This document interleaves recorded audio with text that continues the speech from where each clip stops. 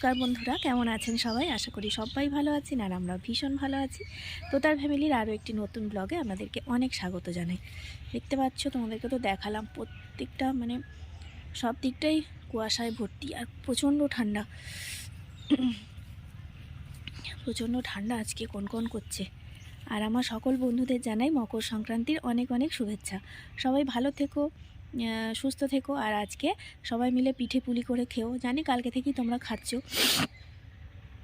আর আজকে সব স্নান করে মকর পাতাবার বন্ধুত্ব আর কি, এটা আমাদের এখানে রেওয়াজ আছে। যেহেতু আজকে মকর সংক্রান্তি, সকালবেলা নদীতে স্নান করে, আমাদের তো এখানে নদী আছে, নদীতে স্নান করে মকর পাতাতে হয়। ছোটোবেলায় এগুলো আমরা অনেক মানতাম, অনেক করেছি। এখন বড় হয়ে গেছি, এমনিতেই অনেক বন্ধু আমার। আর মকর সংক্রান্তিতে বিশেষ করে বন্ধু পাতাবার দরকার হয় না। যাই হোক, তোমরা তো আছো আমার বন্ধু। আর চলো বাড়িতে আজকে এই একটু বেলাই হয়ে গেছে ঘুম থেকে উঠতে। কেন বলো তো? এই ঠান্ডায় উঠতে পারছি না। আর আমি উঠলেই বুবুন উঠে পড়বে। কি করে বুঝতে পারে ও? কি জানি যে মা উঠে পড়েছে। আর এখনও ওঠেনি, আরেক খানিকটা পরেই উঠে পড়বে এক্ষুনি মা মা করে। চলো, আজকে যেহেতু সংক্রান্তি, একটু ঠাকুর পুজোর ব্যাপার আছে। রোজই পুজো হয়, তবু আজকে একটুখানি যেহেতু সংক্রান্তি, তাড়াতাড়ি পুজো হবে বা বিশেষ পুজো হবে আর কি। চলো, তুমি ছেড়ে দাও বাবা, তুমি ওসব ফুল গাছের কাছে থেকুনি, দাদাভাই রেগে যাবে। সে ওই কুঁড়িটা যখন ফুটবার টাইম হবে ও ঠিক ফুটবে। তুমি ঠান্ডাতে সকালবেলা ঘুম থেকে উঠে এখনও ব্রাশ করা হয়নি, কেন এরকম করে বসে পড়লে বলো? থেবড়ি গেলে দাদাভাই দেখলেই রাগ করবে। ও ঠিক ওর সময় হলে কুঁড়িটা ঠিক ফুটবে।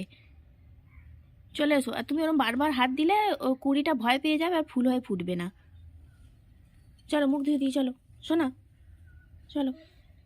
হাত দিও না শোনা, উঠে পড়ো, ওখান থেকে উঠে পড়ো, ওখান থেকে উঠে পড়ো।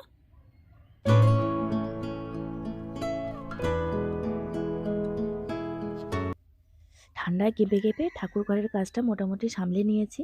আর দেখো, আমার ঠাকুরকে ফুল দেওয়া হয়ে গেছে।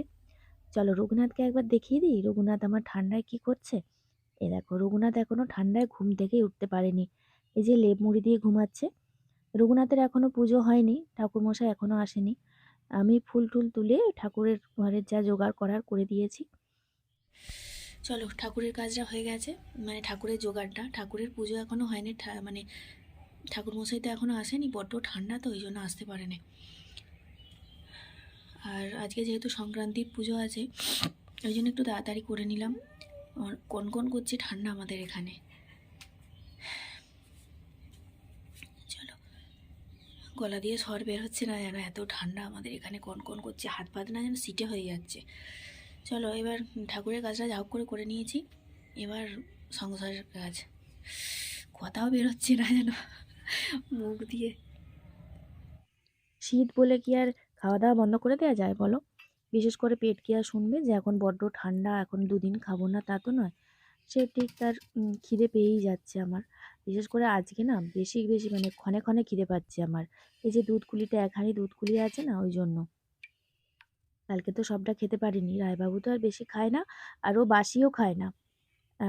এইটা দুধকুলির না টেস্ট যেন, বিশেষ করে সব পিঠেরই বাসি হলে যেন টেস্ট বেড়ে যায়। আমি এখন খাবো একটু, রাতুলের জন্য রাখবো, ঠাকুরমশাই খাবে, খুশি দিদি খাবে, এই কয়জনের জন্য রেখে দিলাম। আর আমি এখন খেতে বসে গেছি সকাল সকাল।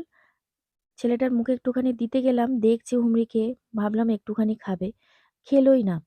এইসব জিনিসের যে কি স্বাদ বুঝলোই না।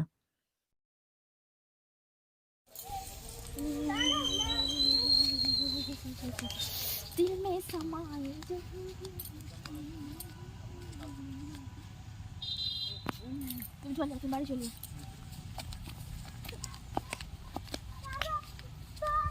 ওই আপনার বাড়ির সামনেটা তো ওটা দেখে যাও। এই আসবি না, তুই আসবি না, তুই যা। তুই আসবি না, তোকে আসতে। দিদি আর আমি যাবো, তুই যা, তুই যাস নি। বাবা চলে যাচ্ছে, বাবার সঙ্গে চলে যা, চলে যা। ঝোঁক ধরলে কিন্তু আমি জানি না। এখানে ঝোঁক আছে, সাপ আছে।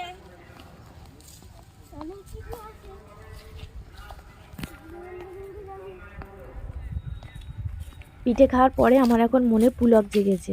দেখতেই পাচ্ছ, গান ঠান করছি, নাচানাচি করছি। আর এখন আমরা সবাই মিলে প্রায় পরিবারের সবাই মিলেই চলে এসেছি আমাদের শাকের খেতে। সংক্রান্তির দিন আমাদের একটু শাক খেতে হয়।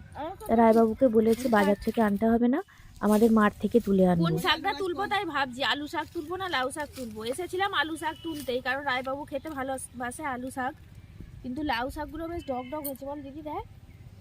হ্যাঁ আচ্ছা নো, লাউ শাকও নিয়ে যাবো, কিন্তু আমি কিসে কাটবে, আমি তো কিছু আনিনি।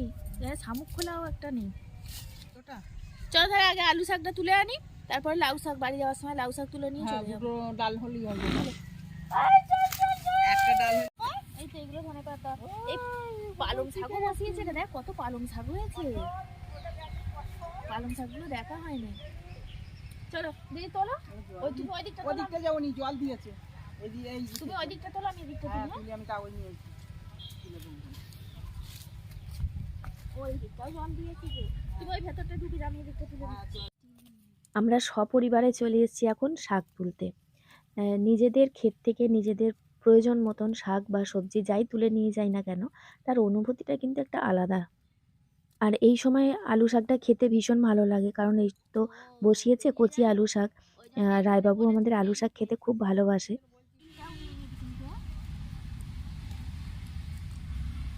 এই ছেলেটা এরকম ডগ ডগ দেখে তোল, এইরকম ডগ পারবে।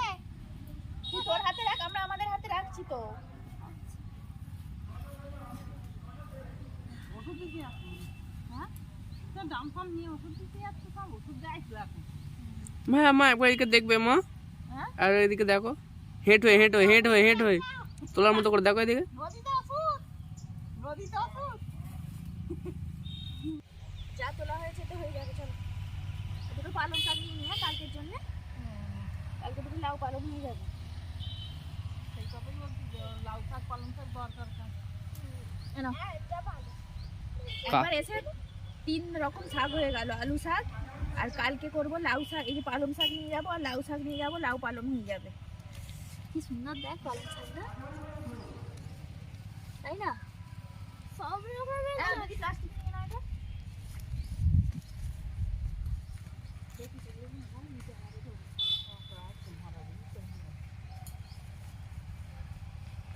মা চলো না এবার গাছগুলো দেখে নিই, আমাদের গাছগুলো কেমন আছে।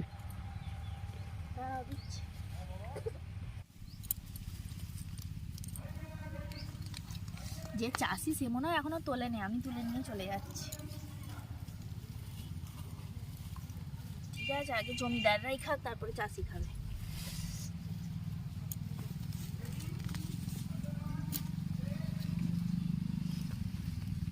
এক জায়গা থেকে তুললে হবে না।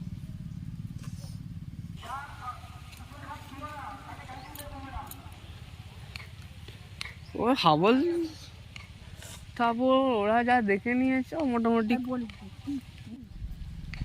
অনেক হয়ে গেছে, আবার বকবে। চলো চলো বাবু, চলো চলো, অনেক শাক তোলা হয়ে গেছে, শুধু শাক চচ্চড়ি আর ভাত খাবো আজকে।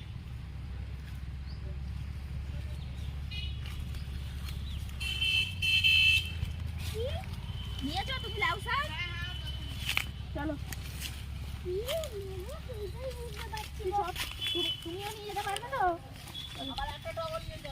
হবে?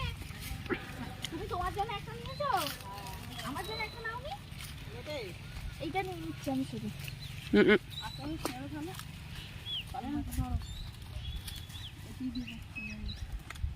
দিদি কাঠ কুটো সব নিয়ে নিয়েছে। কি করে ছিনলে এটা?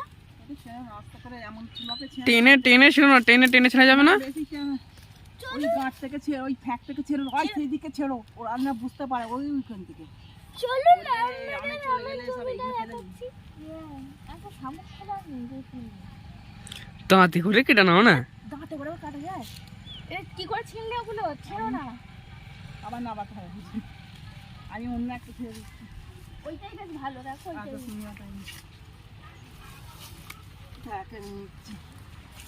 বাবু চলো, সরে যা, বাবু চলো, ওরা না বুঝতে পারে। চল, এই তো হ্যাঁ চল।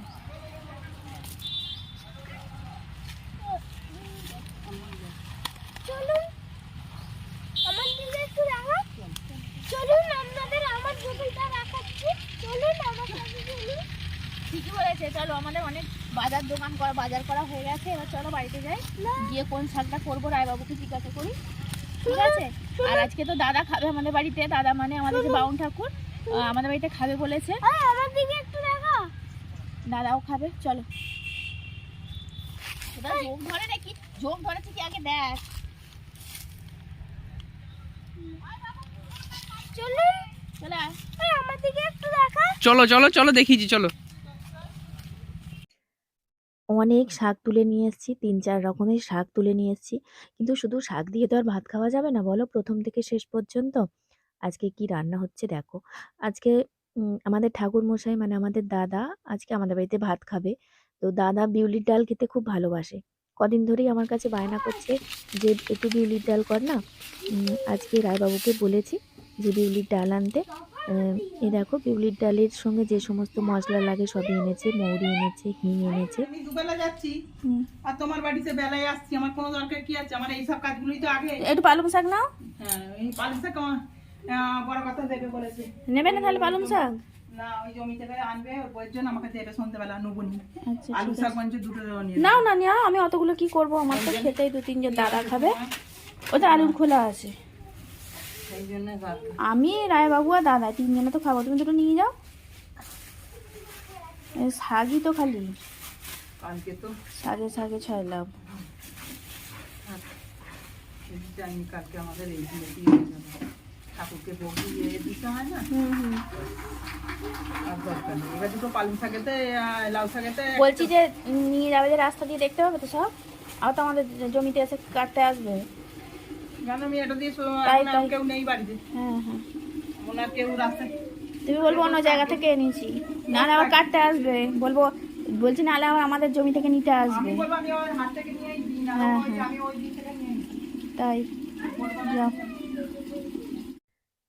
চলো ডালটা আগে সিদ্ধ বসিয়ে দিই। বিউলির ডাল বা কড়াইয়ের ডাল আমাদের বাড়িতে না সবাই খুব ভালোবাসি আমরা, কিন্তু সবথেকে বেশি ভালোবাসতো আমার বাপি। আজ বছর 1.5 হয়ে গেল বিউলির ডালটা আমাদের বাড়িতে হয় না, কোনো দিনই আমি করতে পারিনি। কারণ বাপিরকে যদি কোনো দিন জিজ্ঞাসা করে আমি রান্না করতাম, বাপি আজকে কি রান্না করব, তাহলে বাপি কিন্তু প্রথমেই বলতো আজকে একটু কড়াইয়ের ডাল করো না। তা সেই জন্যেই কেউ বায়না করার নেই, তো সেই জন্যেই 1.5 বছর হয়ে গেল আমাদের বাড়িতে কড়াইয়ের ডাল হয় না। ডালটা সেদ্ধ হয়ে গেছে, খুব ভালোই সেদ্ধ হয়েছে, তবুও আমি একটুখানি চটকে নিচ্ছি। অনেক দিন পরে আজকে বিউলির ডাল করছি, ওই জন্য বাপির কথাই বারবার মনে পড়ছে। আর আজকে ঠাকুরমশাই খেতে চাইলো তাই হলো, নাহলে হয়তো হতো না।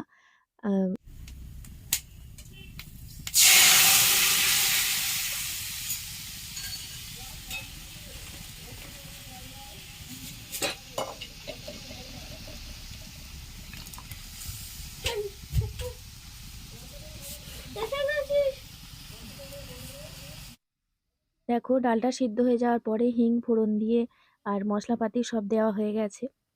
যখন বাপি ছিল, বাপি তো প্রায় বায়না করতো, সেই জন্য বিউলির ডাল তারপরেতে তার যে সমস্ত মশলা আমার বাড়িতে একদম মজুত করা থাকতো। সপ্তাহে 3-4 দিন তো বাপির বায়না হবেই। আর এখন আর হয় না বলে আমার কিছুই ছিল না বাড়িতে বিউলির ডালের মশলা বা বিউলির ডাল। আজকে আবার রায়বাবুকে দিয়ে সমস্ত কিছু আনালাম।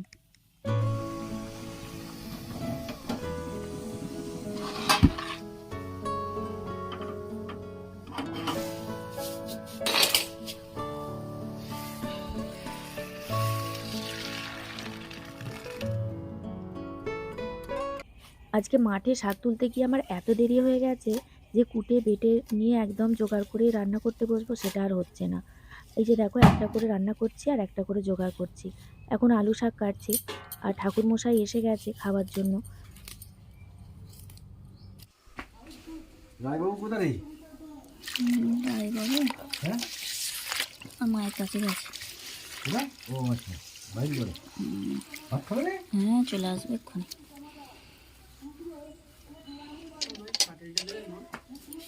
কটা বাজে জানিস? এখন কটা দিবে? 2টো বাজে। ঘিরে দেবো, নাহলে কে নিয়ে পালাবে।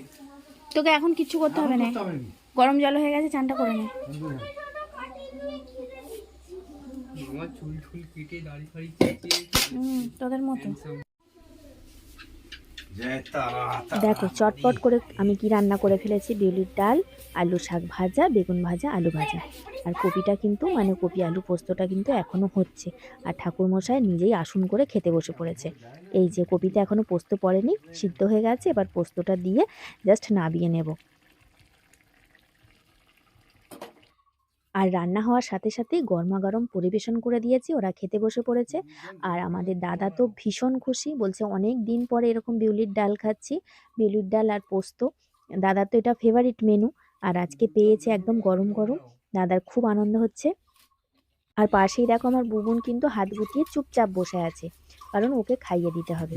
ঠিক আছে চলো, আমি এখন খাইয়ে দিই, দেখা হচ্ছে বিকালবেলা। চলো আবার চলে এসেছি তোমাদের কাছে সন্ধেবেলা। সন্ধে হবা হবা করছে, কি সুন্দর পরিবেশটা এই সময়। আর এই সময় চলে এসেছি তোমাদের কাছে আবার দেখা করতে। আজকে পিঠে করবার কথা ছিল, মা খবর নিচ্ছে আজকে পিঠে করেছিস। আমার দিদি ভাজা পিঠে করে পাঠিয়ে দিয়েছে, বৌদি সরু চাকলি করে পাঠিয়ে দিয়েছে। আমি রাতুলকে জিজ্ঞাসা করলাম, দেখ আজকে কি আর পিঠে করব কিছু, কারণ এইগুলো খেয়ে আবার আজকে পিঠে খাওয়া, এবার কালকে যে রেখে দেবো কালকেও খাবো, কালকে তো আমাদের লক্ষ্মী পুজো, কালকে কি খাবো, ঠাকুরের ভোগ রাঁধবো, ঠাকুরের ভোগ খাবো। আমাদের তো কালকে মানে পয়লা মাঘ লক্ষ্মী পুজোতে খিচুড়ি ভোগ দিতে হয়, সেই সব খাবো নাকি পিঠে খাবো। আমি বললাম যে আজকে তো পিঠে খেতে হয়, সেটা তো খাওয়া হচ্ছে, আর তাহলে থাক, মা এলে একদিন আজকে পিঠে করা হবে।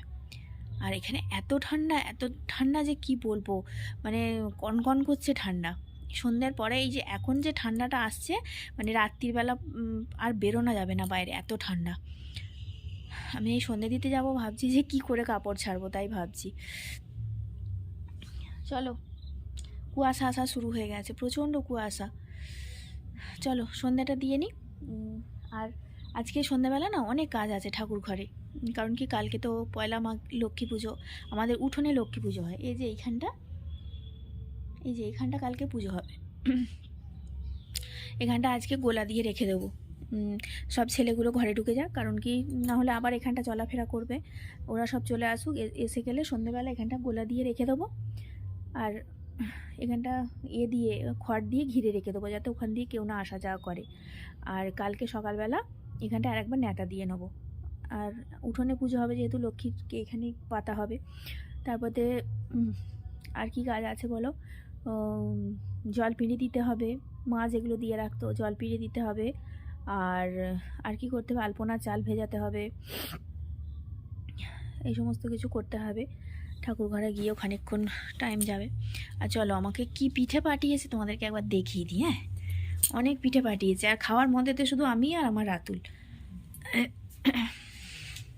পুগুন তো এসব কিছু খায় না, কিন্তু আমার দুজনে একটা বেলায় কত খাবো। কালকে সকালে যে খাবো, কালকে তো আবার পুজোর ঝামেলা আছে, ওই সব কিছু খাবো, খিচুড়ি ফিচুড়ি অনেক কিছু হবে, ঠাকুরের ভোগ, ওই সব খাবো না পিঠে খাবো বলো। তার থেকে থাক, কালকে মানে অন্য কোনো আরেকদিন করা যাবে, তারপরের দিনে। আর কি পিঠে পাঠিয়েছে দেখো। আমাদের গ্রামের মধ্যে না রান্না করা খাবার একে অপরকে দেওয়া একটা রীতি আছে। শুধু আত্মীয় স্বজন নয়, পাড়া প্রতিবেশীর মধ্যেও আদান প্রদান করে থাকি। যেমন ধরো আজকে পৌষ সংক্রান্তি, আমি যে পিঠে করছি না এটা সবাই জানে, তাই যার বাড়িতে যা পিঠে হচ্ছে আমাকে দিয়ে যাচ্ছে। এই যে সরু চাকলিটা আজকে করেছে আমার বৌদি, মানে সকালে যে দাদা খেয়ে গেল, ভাত খেয়ে গেল, ওই বৌদির বাড়িতে হয়েছে, আমাকে দিয়ে গেছে। আমি কিন্তু এখান থেকে দু একটা খেয়ে নিয়েছি আগে। আর এইটা হচ্ছে ভাজা পিঠে, এটা বিশেষত আমার বুবুনের জন্য পাঠিয়েছে, আমার নদী পাঠিয়েছে। ওরা ভাই কিন্তু পেট ভরে আগে খেয়ে নিয়ে এই কটা আমার জন্য বেঁচে আছে। আর নাড়ু পাঠিয়েছে, যেহেতু আমার বুবুন নাড়ু খেতে ভালোবাসে, সেই জন্য আমার দিদি পাঠিয়ে দিয়েছে। আর এই ভাজা পিঠের গন্ধেতে আমার তো জিভে জল চলে আসছে, কিন্তু এখন খাবো না, ঠাকুর ঘর থেকে এসে খাবো। একটুখানি টেস্ট করে দেখলাম। যাই হোক, চলো এখন সন্ধ্যা দিয়ে দিই। আর দেখলে তো আজকে রাত্রিরে আমাদের খাওয়া দাওয়া। আজকে ভিডিওটা এখানেই শেষ করে দিচ্ছি, কারণ ঠাকুর ঘরে গিয়ে আজকে অনেক কাজ আছে, জানো তো। কালকে লক্ষ্মী পুজোর ঝামেলা আছে, ঝামেলা বলতে নেই, কালকে লক্ষ্মী পুজো আছে, অনেক কিছু কাজকর্ম আছে। ঠিক আছে চলো, এখন সন্ধ্যে দিতে যাই ঠাকুর ঘরে। আর আজকে ভিডিওটা এখানেই শেষ করে দিচ্ছি। আর ওই যে পিঠেগুলো দেখলে, ওগুলো খেয়ে আজকে শুয়ে পড়বো, কালকে ভোর ভোর উঠতে হবে। এখন এখানে 9টা পর্যন্ত কি কুয়াশা আর কি ঠান্ডা, তোমাদেরকে কি বলবো জানো। টাটা।